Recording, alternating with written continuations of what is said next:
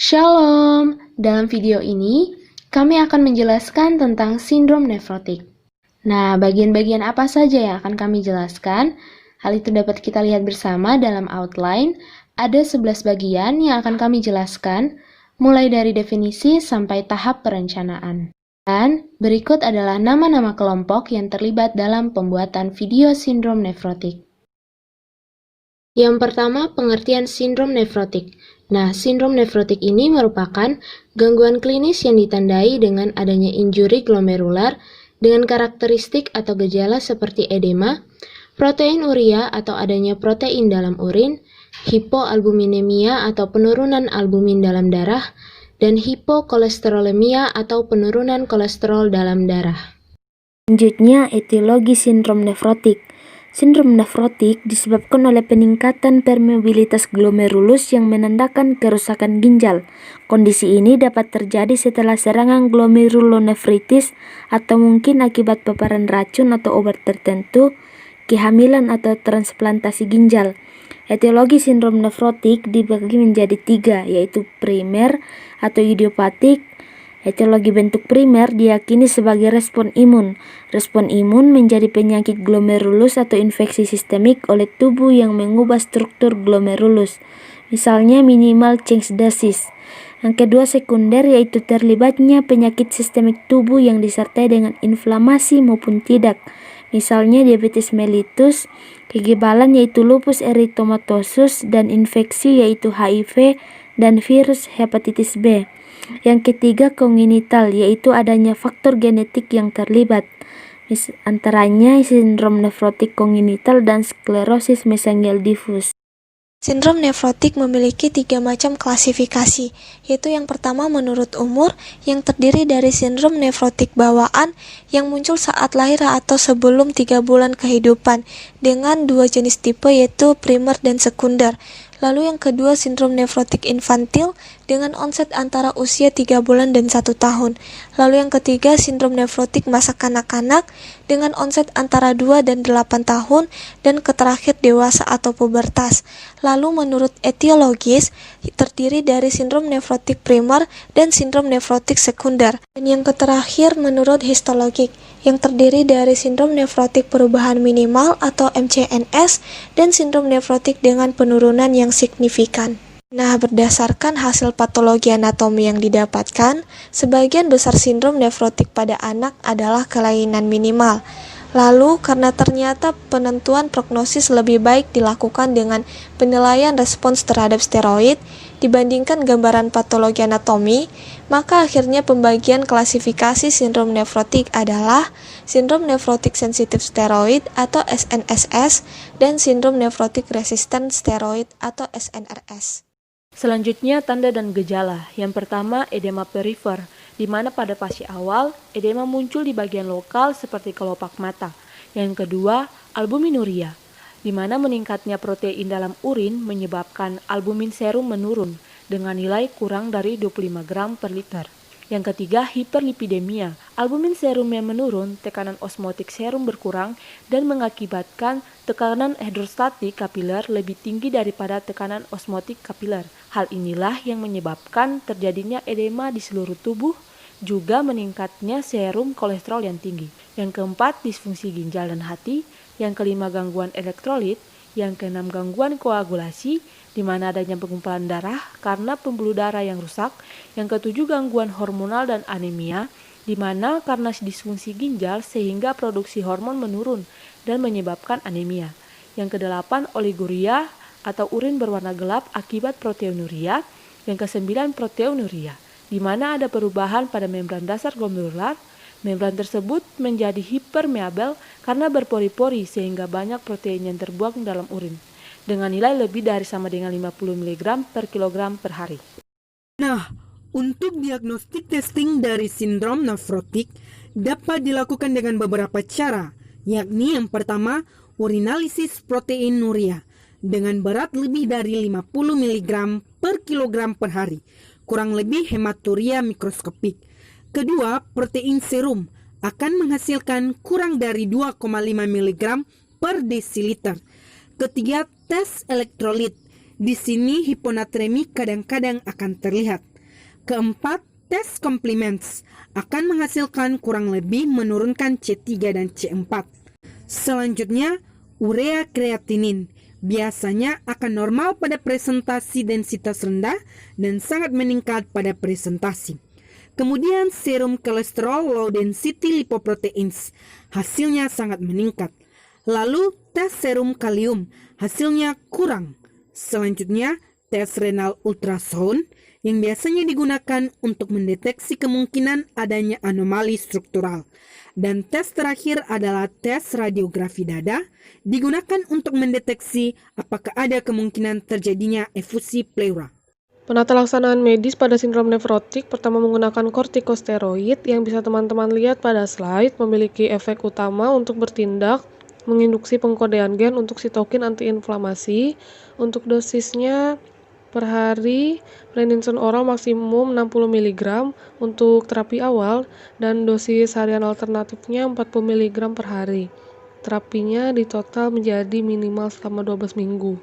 Yang kedua, mycophenolate mofetil menghambat limfosit T dan B serta ekspresi gen sitokin.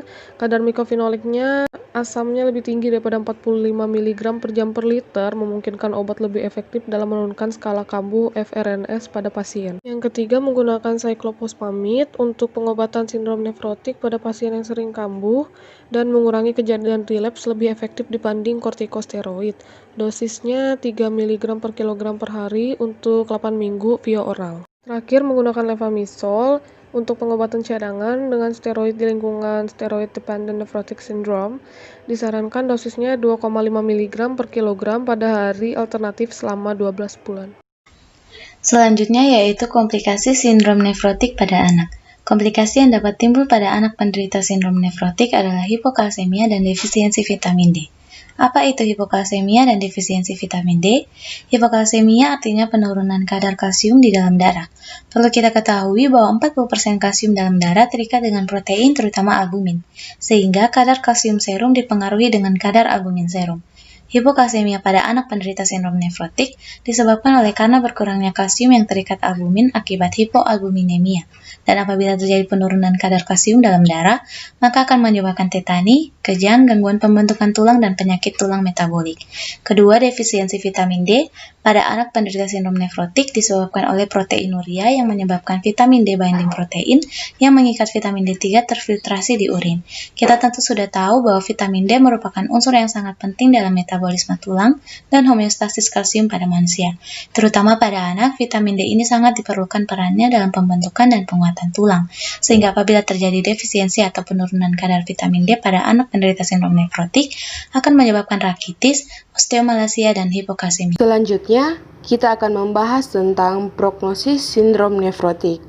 Nah, prognosis sindrom nefrotik ini tergantung dari etiologi yang mendasari, gambaran histologi penyakit, serta faktor klinis masing-masing pasien.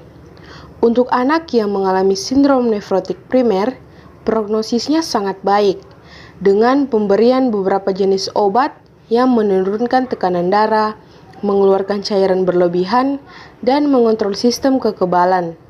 Untuk anak yang mengalami sindrom nefrotik sekunder, akan dikurangi pengobatan kortikosteroid. Namun, 85-90% pasien responsif terhadap steroid yang memungkinkan sindrom nefrotik kambuh, sehingga berisiko mengalami toksisitas steroid, infeksi sistemik, dan komplikasi lainnya. Pada anak yang mengalami sindrom nefrotik kongenital, prognosisnya buruk hingga fatal, bahkan bisa berujung kematian, sehingga membutuhkan dialisis dan transplantasi ginjal sejak dini. Pengkajian. Yang pertama adalah identitas. 90% sindrom nefrotik dialami oleh anak-anak, rasio anak laki-laki lebih besar daripada anak perempuan. Selanjutnya, riwayat kesehatan. Ada 3 poin yang perlu dikaji. Poin pertama adalah keluhan utama. Menanyakan apakah pasien mengalami edema, terutama bagian mata, skrotum, asites, dan pretibial atau lengan kaki. Apakah pasien mengalami anoreksia, yaitu pasien menghindari makan. Poin kedua adalah riwayat penyakit dahulu. Menanyakan apakah pasien mengalami neonatus edema, apakah pasien pernah mengalami glomerulonefritis akut atau kronik, apakah pasien pernah terjangkit malaria dan memiliki riwayat terpapar bahan kimia. Poin ketiga adalah riwayat penyakit sekarang. Edema pada beberapa bagian tubuhnya, mungkin pasien mengeluh jarang berkemih karena penurunan produksi urin, adanya penurunan nafsu makan, konstipasi, dan diare. Selanjutnya, melakukan pengkajian riwayat kesehatan keluarga. Menanyakan pada orang tua pasien apakah pernah mengalami sindrom nefrotik. Karena sindrom nefrotik bisa diturunkan melalui kromosom autosom dengan gen yang resesif. Sindrom nefrotik yang diturunkan sulit disembuhkan dan akan berakhir pada kematian. Riwayat kesehatan lingkungan. Menanyakan apakah pasien tinggal di daerah endemik malaria, karena malaria berkaitan erat dengan sindrom nefrotik. Pemeriksaan fisik, status kesehatan umum. Pengkajian meliputi tingkat kesadaran pasien menggunakan GCS, ekspresi wajah selama pengkajian, apakah terlihat cemas, takut, atau ekspresi lainnya, mengamati sikap dan perilaku pasien, menanyakan pada orang tua pasien apakah pasien mudah kelelahan, serta melakukan pengukuran tinggi badan dan berat badan pasien, menanyakan berat badan pasien sebelumnya pada orang tua pasien, apakah terjadi peningkatan atau tidak. Sistem neurologis. Pengkajian ini dapat digabungkan saat menilai GCS, bagaimana refleks patologis dan fisiologisnya, serta mengkaji apakah pasien mengalami penurunan fungsi sensori, meliputi kemampuan penciuman, pendengaran, penglihatan, pengecapan, dan perabaan. Sistem muskuloskeletal, inspeksi edema pretibial, palpasi kedua perifer ekstremitas, melihat adanya perfusi perifer dan CRT, mengkaji kekuatan otot pasien dan membandingkan antara kanan dan kiri.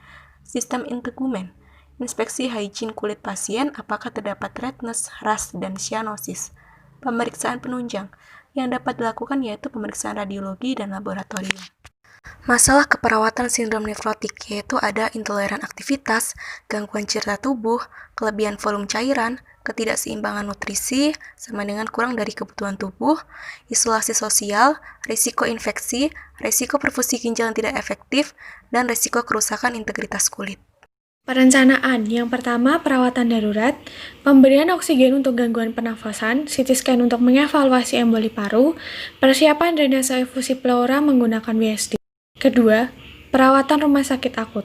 Mulai terapi kortikosteroid untuk anak dengan hiperglikomi, mulai terapi diuretik, infus albumin melalui intravena, memastikan nutrisi untuk memperbaiki malnutrisi, pemantauan asupan dan pengeluaran yang ketat, pemantauan lingkar perut, pemantauan TTV, mendorong ambulansi dan aktivitas fisik untuk mencegah komplikasi statis, memahami nilai-nilai keluarga dan praktik budaya. Yang ketiga, perawatan rumah sakit kronis. Pemantauan pemeriksaan laboratorium harian, pemberian vaksin dengan tepat, preventif per tahun, mencegah kerusakan kulit, mencegah infeksi dengan mencuci tangan dengan baik, memberikan dukungan emosional pada pasien dan keluarga, dan yang terakhir, pemantauan PPD sebelum terapi imunosupresif. Dan berikut adalah sumber-sumber yang kami pakai. Demikian video penjelasan kami tentang sindrom nefrotik. Semoga bermanfaat dan terima kasih.